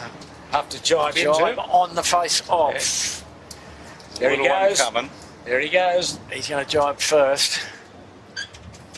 Yeah, he's too early. So the jibes Yeah. are quite expensive. So if you Yeah, can, it wasn't the greatest of jibes either. He's still Yep. just got his spinnaker set. Lazarus had jibed almost in tandem with him. pretty good jibe on the Lazarus and pretty good lay too, I think. Yes, Kitchen Maker got good pressure here. Going into the western end of Point Piper.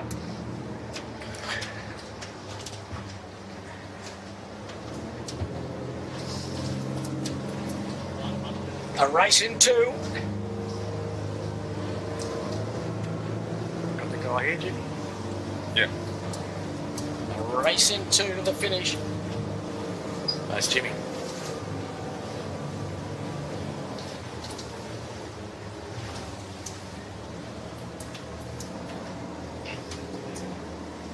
Jamaica just trying to soak as best he can. He's a lot quicker than Lazarus at the moment. Lazarus in full VMG mode, Pete. And these guys not in full VMG mode, probably. So you can see here, Kitchen Maker, Lazarus not with everybody on the end of the wing, not using all the riding moment, trying to sail a little slower and a little deeper, more directly to the finish. Soaking. Soaking it's called, and Kitchen Maker up next to us on the camera cat. Everybody on the end of the wing using all their riding moment, trying to sail faster and a little more bow up and better attached flow. Doesn't want to go too far here or he'll get let down. He'll get the other kind of let down, Pete. Yeah. They can't be far off a jibe now. No, he can't go in where he's going. No, so there they go. Here he goes. Okay, he's got one shot at this. But No, Lazarus is ahead. Lazarus saved himself 2 jibes and anxiety, Peter. Wasn't too bad of a jibe there on the Kitchen Maker. No, good job. Well,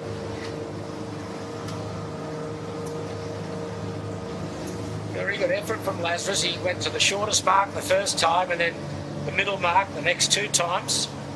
So Tom Kunich, Mark Chapon and Finn Rodowitz, a very good effort for race 2. Not there yet, but you'd say pretty close to victory.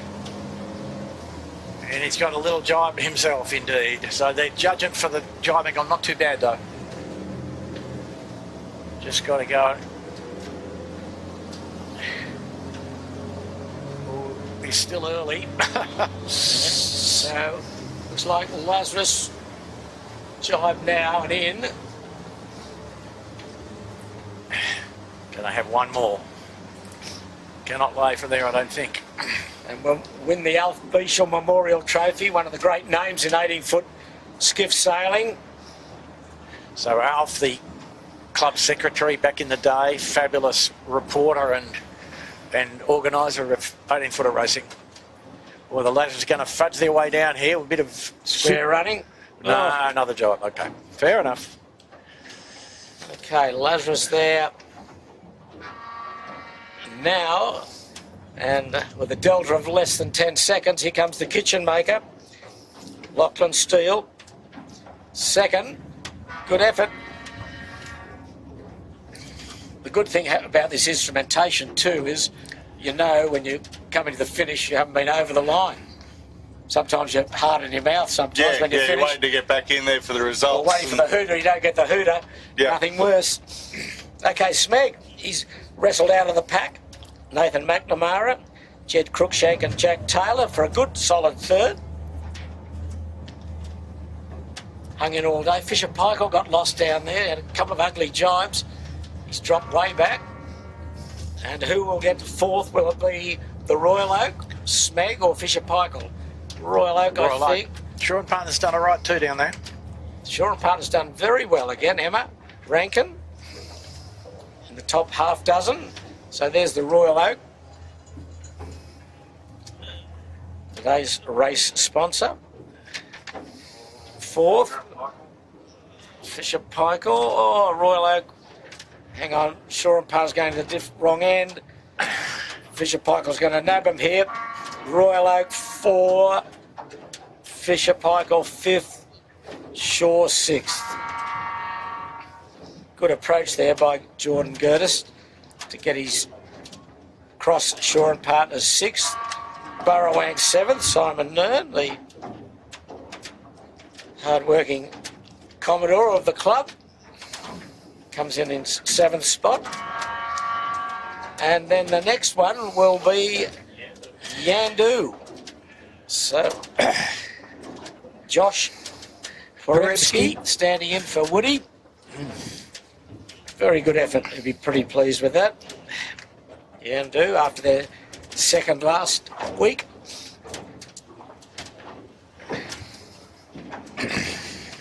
Behind them with the orange chute will be 6th, I think. Yandu will slow run. 6th is screaming in, but I don't think they're going to have enough runway left.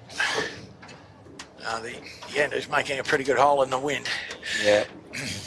Okay. Yandu now in 8th, 6th, 9th. And rounding out the top 10 will be Andu, I think. And then the fast finishing Finport.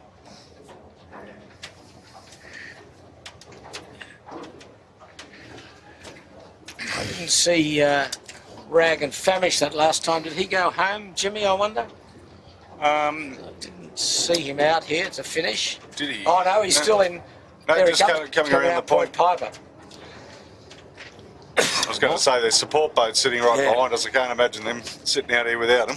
A long way back behind Finport.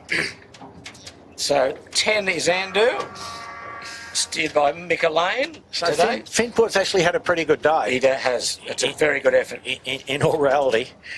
He's 11th, just ahead of the 18-footer bar and restaurant. Yeah.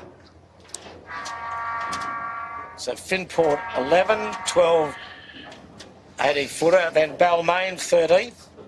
Had an unlucky capsize on the second last Spinnaker run when well positioned.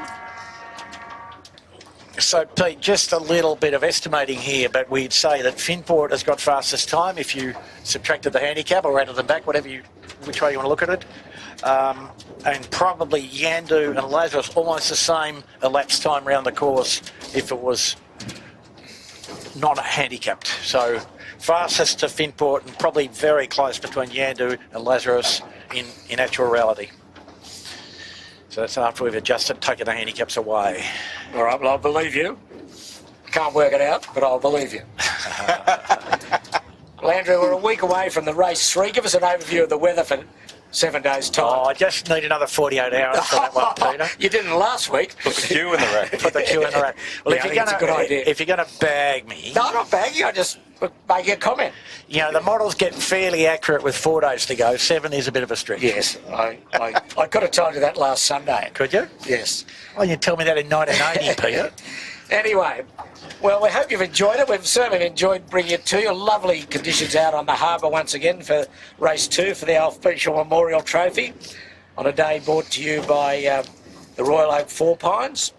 They were the sponsor today, and we saw a very good win to Lazarus. And Pete, I think we should just emphasise how important Alf Beechall was to racing the 18-footers and also the Windward Mark in the Northeast course, the Beechall Boy named after Alf.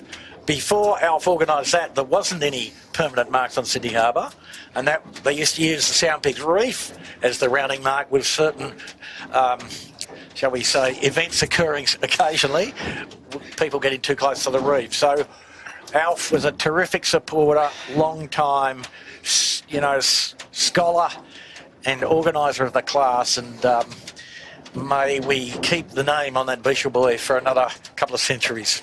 Absolutely, and his son and grandson and great-grandson are still carrying that name forward with great tradition and success in in sailing. Now, I'll leave you with a trivia question, Andrew. Kenny Beashel, Alf Beashel's son, won the J.J. Giltman title, correct? If you tell me so, yes. Come on, Bucko. Beashel in the schema. In the schema, yep. Yeah? You with me? Yes. Okay. The question is, Bucko, I'll tell you the year in a moment, but I just got to get my mind into... You mean consult your notes? No, it's all off the top of my head, this stuff. Sure.